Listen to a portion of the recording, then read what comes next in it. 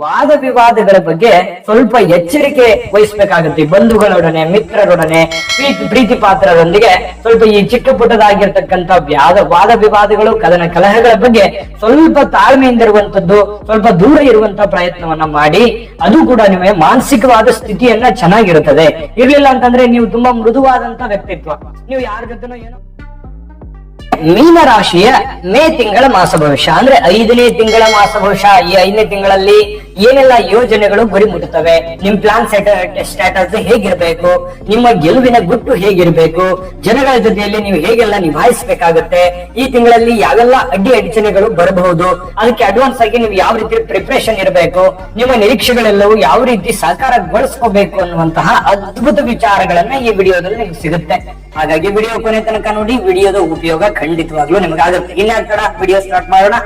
ಈ ಒಂದು ಮೀನ ರಾಶಿಯವರಿಗೆ ಮೇ ತಿಂಗಳಲ್ಲಿರ್ತಕ್ಕಂತಹ ಫಲಗಳ ಬಗ್ಗೆ ನೋಡೋದಾದ್ರೆ ನೋಡಿ, ಕೆಲವೊಂದು ಬಾಂಧವ್ಯಗಳು, ಕೆಲವೊಂದು ಸುಮಧುರವಾಗಿರ್ತಕ್ಕಂಥ ವಿಷಯಗಳು, ಕೆಲವೊಂದು ಪ್ರಯಾಣಗಳು, ಮತ್ತೆ ಮನೆಯಲ್ಲಿರ್ತಕ್ಕಂಥ ಓಡಾಟಗಳು, ಏನೋ ಒಂದು ಶುಭ ಕಾರ್ಯ, ಶುಭ ಸಮಾಚಾರ, ಮತ್ತೆ ಅಲದಾಟ, ಇವು ಎಲ್ಲವೂ ಕೂಡ ಮನಸ್ಸಿಗೆ ಏನೋ ಒಂಥರ ಆನಂದವನ್ನ ತಂದು ಕೊಡುತ್ತೆ, ಸಂತೋಷವನ್ನ ತಂದು ಕೊಡುತ್ತೆ. ಕುಟುಂಬದ ಜೊತೆಯಲ್ಲಿ ಕಾಲ ಕಳೆಯೋದು, ಯಾವುದೇ ಪ್ರೇಕ್ಷಣೀಯ ಸ್ಥಳಗಳಿಗೆ ಹೋಗುವಂತದ್ದು, ಕಷ್ಟ ಸುಖಗಳಲ್ಲಿ ಭಾಗಿಯಾಗುವಂತದ್ದು ಸಂತೋಷ ಕೊಡ್ತದೆ, ಇಲ್ಲ ಅಂತಲ್ಲ. ಆದ್ರೆ ಗಮನದಲ್ಲಿ ಇಟ್ಕೋಬೇಕಾಗಿರುವಂತದ್ದೇನು, ಕೆಲಸಕ್ಕೆ ಹೆಚ್ಚಿನ ಸಮಯವನ್ನ ಕೊಡಬೇಕಾಗಿದೆ.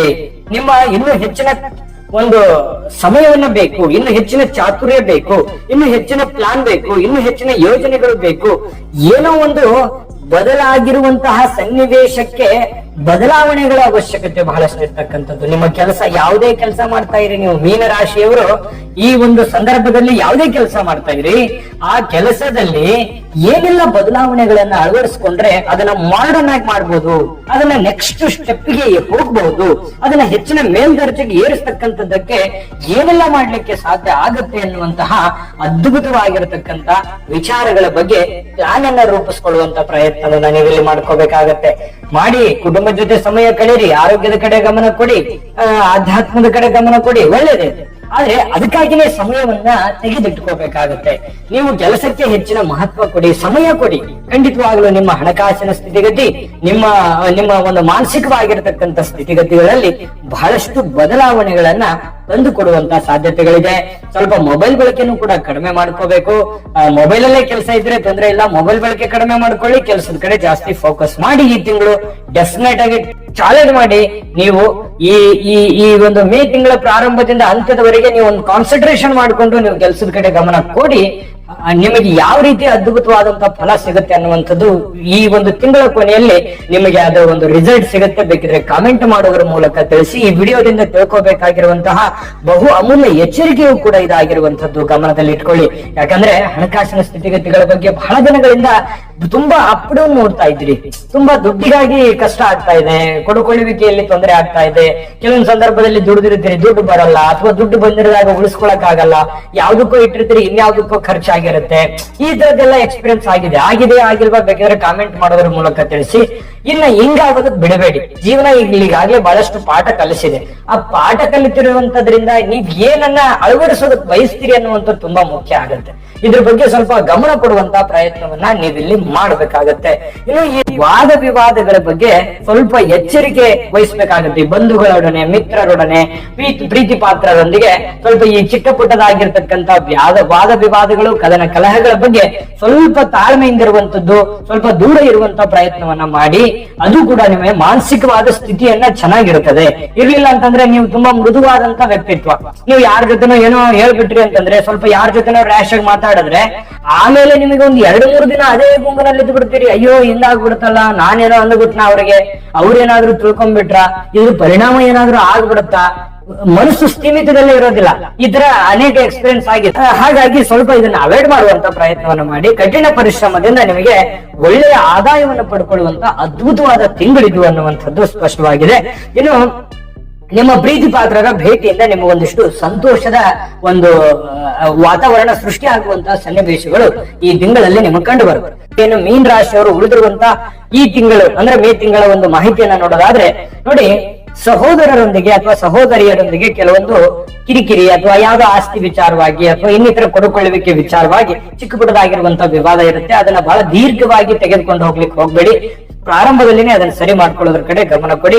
ಇನ್ನು ಈ ತಿಂಗಳ ಅಂತ್ಯದಲ್ಲಿ ಸ್ವಲ್ಪ ನಿವೃತ್ತ ಜನರು ಯಾವುದಾದ್ರೂ ಒಂದು ಕೆಲಸದಲ್ಲಿ ತೊಡಗಿಕೊಳ್ಳುವಂಥದ್ದು. ನಿಮ್ಗೆ ಏಜ್ ಆಗಿದೆ, ನಿವೃತ್ತಿ ಆಗ್ತಾ ಇದ್ದೀರಿ, ಕೆಲಸದಿಂದ ರಿಟೈರ್ಡ್ ಆಗ್ತಾ ಇದ್ದೀರಿ ಅಂತಂದ್ರೆ ಬೇರೆ ಏನೋ ಕುಳಿತಲ್ಲೇ ಒಂದು ಕೆಲಸಗಳನ್ನ ಮಾಡುವಂತ ಸನ್ನಿವೇಶಗಳಿದೆ.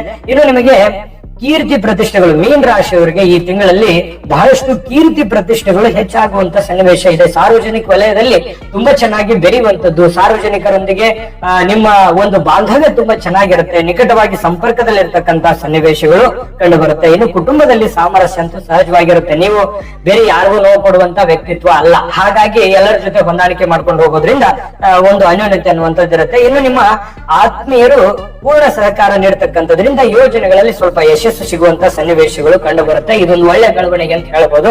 ಇನ್ನು ಅತಿಯಾಗಿ ಆಶೆಯನ್ನ ಮಾಡ್ತಕ್ಕಂಥದ್ದು, ಏನೋ ನಿರೀಕ್ಷೆ, ಬೇರೆಯವ್ರ ಮೇಲೆ ನಿರೀಕ್ಷೆ ಇಟ್ಕೊಳಕ್ ಹೋಗ್ಬೇಡಿ. ನಿಮ್ಮ ಕೆಲಸ ನೀವೇ ಮಾಡಿ, ಇನ್ನೊಬ್ಬರ ಮೇಲೆ ಡಿಪೆಂಡ್ ಆಗ್ಲಿಕ್ಕೆ ಹೋಗ್ಬೇಡಿ. ಯಾಕಂತಂದ್ರೆ ಅದು ಬೇರೆಯವ್ರ ಮೇಲೆ ನೀವು ಡಿಪೆಂಡ್ ಆದ್ರೆ ಒಳ್ಳೆ ರಿಸಲ್ಟ್ ಸಿಗಲ್ಲ. ಈ ತರದ ಸಮಸ್ಯೆಗಳನ್ನು ಈ ಹಿಂದೆ ಆಗಿರುತ್ತೆ ಕೆಲವೊಂದು ಸಂದರ್ಭದಲ್ಲಿ. ಹಾಗಾಗಿ ನಿಮ್ಮ ಕೆಲಸವನ್ನ ನೀವೇ ಮಾಡೋದ್ರ ಕಡೆ ಹೆಚ್ಚಿನ ಗಮನವನ್ನ ಕೊಡುವಂತದ್ದು. ಇನ್ನು ನಿಧಾನವಾಗಿ ನಿಮ್ಮ ಜೀವನದ ಪ್ರಗತಿಯ ಪಥಕ್ಕೆ ಕಾರಣ ಆಗುವಂತಹ ಸನ್ನಿವೇಶಗಳು, ಒಂದು ಪ್ರಗತಿಯನ್ನು ಸಾಧಿಸುವಂತಹ ಸನ್ನಿವೇಶಗಳು ಕಂಡು ಬರುತ್ತೆ. ಹಣ ಗಳಿಸುವಂತಹ ಉತ್ತಮ ಅವಕಾಶಗಳು ನಿಮಗೆ ಸಿಗುವಂತಹ ಸಾಧ್ಯತೆ ಇದೆ. ಕೆಲವೊಂದು ಈ ಸೋಮಾರಿತನದ ಕೆಲವೊಂದು ಲಕ್ಷಣಗಳು ಏನಾದ್ರೂ ಇದ್ರೆ ನಿಮ್ಮನ್ನ ನೀವು ತಿದ್ದುಕೋಬೇಕಾಗಿದೆ, ನಿಮ್ಮನ್ನ ನೀವು ಸರಿಪಡಿಸ್ಕೋಬೇಕಾಗಿದೆ, ನಿಮ್ಮನ್ನ ನೀವು ಬದಲಾಯಿಸ್ಕೋಬೇಕಾಗಿದೆ. ನಿಮ್ಮ ತಪ್ಪುಗಳನ್ನ ನೀವೇ ಕುಂತು ಯೋಚನೆ ಮಾಡಿ, ನಾನು ಎಲ್ಲಿ ಎಡುತ್ತಾ ಇದ್ದೀನಿ, ಎಲ್ಲಿ ದುಡುಕ್ತಾ ಇದ್ದೀನಿ, ನಾನು ಏನನ್ನ ತಪ್ಪು ಮಾಡ್ತಾ ಇದ್ದೀನಿ, ನಾವು ಯಾವ್ದನ್ನ ಸರಿ ಮಾಡ್ಕೊಂಡ್ರೆ ಚೆನ್ನಾಗಿರುತ್ತೆ ಅನ್ನುವಂಥದ್ದನ್ನ ನೀವೇ ಮತ್ತೊಮ್ಮೆ ನಿಮ್ಮಲ್ಲಿ ವಿಮರ್ಶೆ ಮಾಡ್ಕೊಳ್ತಕ್ಕಂತ ಪ್ರಯತ್ನವನ್ನ ಮಾಡಿ ಅದು ನಿಮಗೆ ಒಳ್ಳೆ ಫಲ ತಂದು ಕೊಡುತ್ತೆ. ಇದ್ರ ಬಗ್ಗೆ ನೀವು ಗಮನ ಹರಿಸಿ. ಅಧಿಕ ಧನಲಾಭಗಳ ಯೋಜನೆಗಳು ಈ ಒಂದು ತಿಂಗಳಲ್ಲಿ ಕಂಡು ಬರುತ್ತೆ. ಮಕ್ಕಳ ವಿದ್ಯಾಭ್ಯಾಸದ ಬಗ್ಗೆ ಸ್ವಲ್ಪ ಕಾಳಜಿ ವಹಿಸಬೇಕಾಗುತ್ತೆ. ಮಕ್ಕಳಿಗೆ ಏನು ಅವಶ್ಯಕತೆ ಇದೆ ಅನ್ನೋದ್ರ ಕಡೆ ಹೆಚ್ಚಿನ ಗಮನವನ್ನು ಹರಿಸತಕ್ಕಂತ ಪ್ರಯತ್ನವನ್ನ ಮಾಡಿ ಮಿತ್ರರಿಂದ ಸಹಕಾರ ಸಿಗುತ್ತೆ. ಸಾಮಾಜಿಕ ಕಾರ್ಯಕ್ರಮಗಳಿಗೆ ಭೇಟಿ ಆಗುವಂತಹ ಸನ್ನಿವೇಶಗಳು ಈ ತಿಂಗಳಲ್ಲಿದೆ. ಉತ್ತಮವಾಗಿರುವಂತಹ ಸ್ನೇಹ ಇರುತ್ತೆ. ಮತ್ತೆ ಸಾಹಸಮಯ ಚಟುವಟಿಕೆಗಳಲ್ಲಿ ತೊಡಗಿಕೊಳ್ಳುವುದರಿಂದ ಬಹಳಷ್ಟು ಅನುಕೂಲ ಆಗುತ್ತೆ. ಯಾಕಂದ್ರೆ ನೀವು ರಿಸ್ಕ್ ತೆಗೆದುಕೊಳ್ಳುವಂತ ಅದು ಸ್ವಲ್ಪ ಕಡಿಮೆನೆ, ಯಾಕಂದ್ರೆ ಸೇಫ್ ಆಗಿ ಇದ್ಬಿಡ್ಬೇಕು ಅನ್ನುವಂತ ಒಂದು ಮನಸ್ಥಿತಿ ಇರುತ್ತೆ. ಆದ್ರೆ ಈ ತಿಂಗಳಲ್ಲಿ ಏನೋ ಒಂಥರ ಒಂದು ಚಿಲುಮೆ ಇರುತ್ತೆ, ಒಂದು ಆಶೆ ಇರುತ್ತೆ, ಒಂದು ದೂರದೃಷ್ಟಿ ಇರುತ್ತೆ. ಇವೆಲ್ಲವೂ ನಿಮಗೆ ಒಂದು ಒಳ್ಳೆ ಫಲಗಳನ್ನೇ ಕೊಡುತ್ತೆ. ಮತ್ತೆ ಈ ವಿಡಿಯೋದಲ್ಲೂ ಕೂಡ ಕೆಲವೊಂದು ಪಾಯಿಂಟ್ಗಳು ನೀವು ತಿಳ್ಕೋಬೇಕು, ತುಂಬಾ ಅದನ್ನ ಅಳವಡಿಸ್ಕೋಬೇಕು ಕೂಡ. ಅದು ನಿಮಗೆ ಬಹಳ ಒಳ್ಳೇದಾಗುತ್ತೆ. ಅದಕ್ಕಾಗಿನೇ ಈ ವಿಡಿಯೋ ಮಾಡಿದ್ದು. ಈ ವಿಡಿಯೋದಿಂದ ನಿಮ್ಗೆ ಒಂದಿಷ್ಟು ಉಪಯೋಗ ಆಯ್ತು ಅಂತಂದ್ರೆ ನಾವು ವಿಡಿಯೋ ಮಾಡಿದ್ದಕ್ಕೂ ಸಾರ್ಥಕ ಆಗುತ್ತೆ. ಜೊತೆಗೆ ಮಿತ್ರರ ಭೇಟಿಯಿಂದ ಜೀವನದಲ್ಲಿ ಒಂದು ಒಳ್ಳೆ ಬದಲಾವಣೆ, ಒಂದು ಒಳ್ಳೆ ಯೋಜನೆಗಳನ್ನ ರೂಪಿಸ್ಕೊಳ್ಳೋದಕ್ಕೆ ಅನುಕೂಲ ಆಗುತ್ತೆ.